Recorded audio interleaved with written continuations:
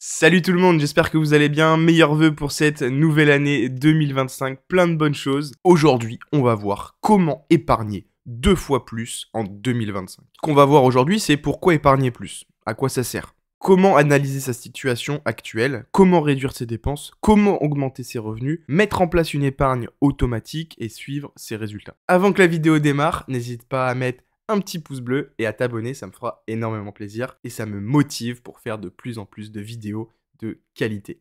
Alors, pourquoi épargner plus? C'est vrai, est-ce que passer de 100 ou 150 euros par mois d'épargne en plus, est-ce que c'est suffisant? Est-ce que c'est nécessaire? Eh bien, on va le voir tout de suite. Si vous avez un capital de départ de 10 000 euros et que vous versez mensuellement 100 euros pendant 25 ans, avec un rendement à 8% par an, c'est à peu près la moyenne de ce qu'on peut faire sur les marchés financiers, eh bien, au bout de ces 25 ans, vous auriez 156 000 euros de trésorerie pour des intérêts à 116 000 euros, ce qui est plutôt pas mal.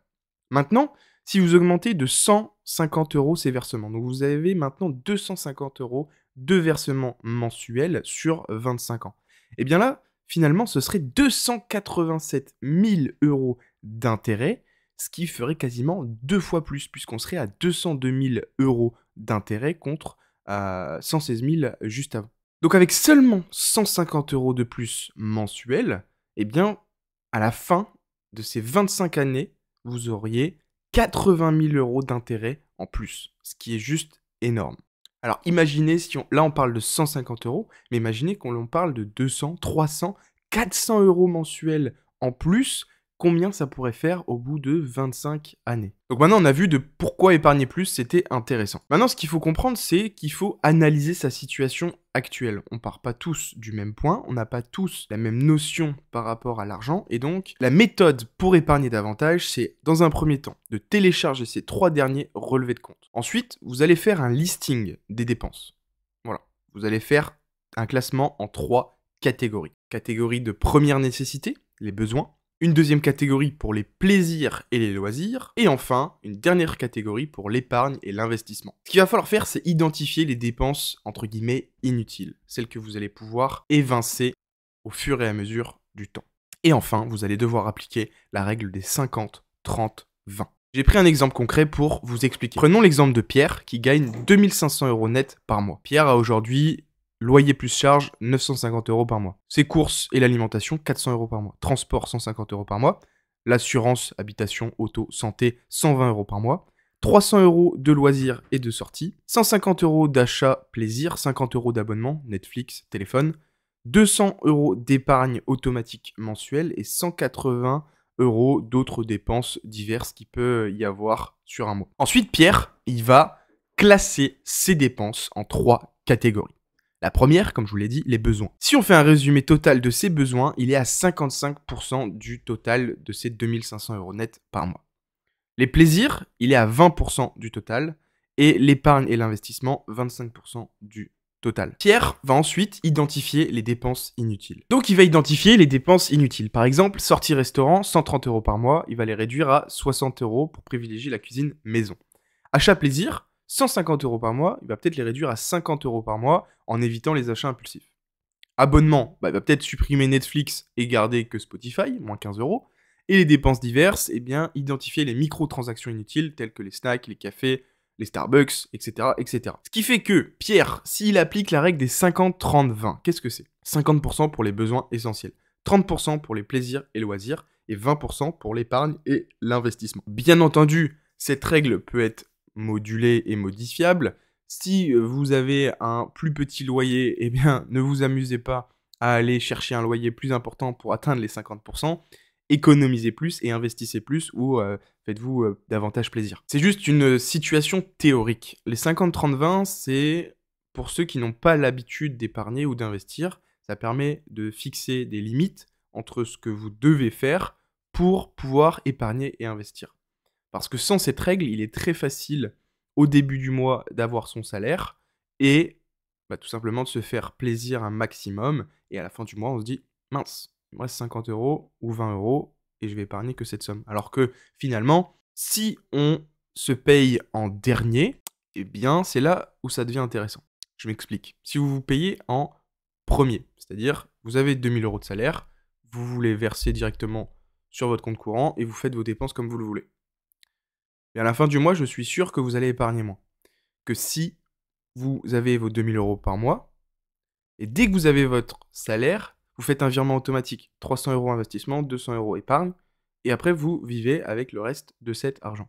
Et bien à la fin du mois, je peux vous assurer que vous n'allez pas dépenser de la même manière, et donc vous allez économiser davantage. Donc par rapport à Pierre, si on suit cette règle, il doit avoir 1 250 € pour ses besoins, 750 € pour le plaisir et 500 € pour l'épargne. Si on compare avec sa situation actuelle, en besoin, il est à 1 370 € par mois. C'est un peu trop élevé. Donc son objectif, ça va être peut-être de réduire les dépenses du loyer ou de diminuer les courses alimentaires avec une planification stricte. Pour le plaisir, il est dans les clous, mais il peut optimiser. Je pense que 500 € de plaisir par mois, c'est déjà une très belle somme. À voir ce que Pierre achète, mais ça peut être optimisé. Pour l'épargne, 630 €, c'est très bien. Il peut la maintenir ou l'augmenter. Parce que forcément, s'il réduit un petit peu ses besoins mensuels, je pense qu'il peut augmenter sa capacité d'épargne et d'investissement. Pierre peut réduire ses dépenses inutiles et se rapprocher de la règle des 50-30-20 pour ainsi augmenter son épargne de 235 € par mois. Cela représente 2 820 € supplémentaires sur un an qu'il peut réinvestir pour atteindre ses objectifs financiers. On l'a vu tout à l'heure, une différence de 150 € par mois sur 25 ans, c'est plus de 80 000 €. Donc imaginez 235 € chaque mois supplémentaires. Alors, on a vu comment analyser sa situation, comment épargner plus. Maintenant, les choses à analyser, c'est comment réduire ses dépenses. Alors, les techniques pour économiser davantage, il n'y en a pas 36. La première, ça va être de renégocier ses contrats, que ce soit assurance, internet, téléphone. Je peux vous assurer que vous avez un forfait de téléphone peut-être chez Orange à 30 € par mois. Vous allez pouvoir avoir la même chose, peut-être même chez Orange, mais pour 10 ou 15 € moins cher, suffit juste de renégocier ses contrats.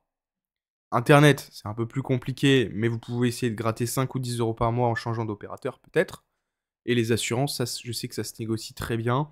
Quand on a une proposition d'une autre compagnie d'assurance, eh bien de faire pression sur sa compagnie actuelle pour baisser le prix, ça fonctionne aussi plutôt pas mal. Faire ses courses intelligemment.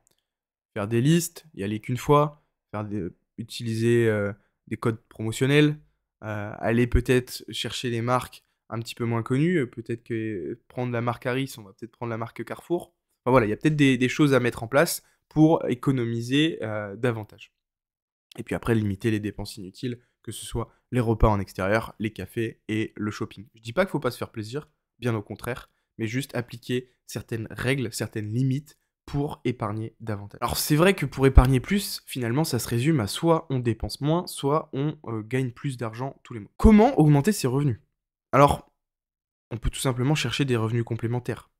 Faire de la freelance, créer une micro-entreprise, vendre des services, des produits, apporter son expertise. Par exemple, Pierre, il est ingénieur, eh bien, il peut donner des cours de maths en ligne et gagne 200 € par mois supplémentaires. C'est des choses qui sont assez faciles à mettre en place si vous avez une compétence particulière. Je sais pas, si vous faites de la musique, que vous êtes très bon en guitare, ça peut être de donner des cours de guitare. Si vous avez une passion, eh bien, vous pouvez mettre cette passion en profit, à profit. Vous allez peut-être pouvoir générer un business grâce à cette passion. C'est tout à fait possible. Et puis après, bien entendu, investir dans votre carrière. Si vous avez déjà des compétences assez précises, assez spécifiques, eh bien l'idée, ça va être peut-être de suivre des formations pour obtenir une augmentation ou une promotion. Par exemple, Pierre suit une formation et obtient une augmentation de 200 € par mois. Ça peut être une certification, ça peut être une expertise supplémentaire, ça peut être... Enfin, voilà, je sais qu'il y a pas mal de choses qui peuvent être mises en place pour augmenter son salaire en fonction de vos compétences et de ce que vous pouvez apporter à l'entreprise. Le dernier point, ou l'un des derniers points que j'aimerais aborder avec vous, c'est la mise en place de virements automatiques. C'est ce que je vous expliquais tout à l'heure. C'est important de mettre en place un virement au début du mois pour se payer en dernier et de programmer ses investissements à l'avance, ce qui vont vous permettre d'être plus flexible dans votre situation pour investir davantage. Investir pour faire fructifier votre argent, forcément, ça c'est la base. Vous allez pouvoir peut-être aller sur les marchés financiers, sur de l'immobilier. Enfin, voilà, il y a pas mal de choses qui peuvent être programmées en avance, que ce soit par exemple un ETF avec un virement mensuel automatique pour investir sur un ETF qui est assez facile, assez basique. Mais pour débuter, c'est plutôt pas trop mal. Et enfin, le plus important, c'est suivre ses résultats. Il y a quoi de plus satisfaisant qu'à la fin d'une année, de se dire waouh, cette année, j'ai épargné 3-4 000 euros de plus que l'année précédente. C'est juste magnifique parce que peut-être que sur ces 3-4 000 euros, vous allez peut-être à la fin faire un beau voyage, peut-être l'investir, mais en tout cas, c'est de l'argent que vous allez avoir en plus et ça fait toujours plaisir. On arrive à la fin de cette vidéo. J'espère que ça t'a plu. J'espère que tu vas mettre en place ces stratégies, ces techniques pour économiser plus. Et dis-moi dans les commentaires si ça t'a plu. N'hésite pas à mettre un like et à t'abonner.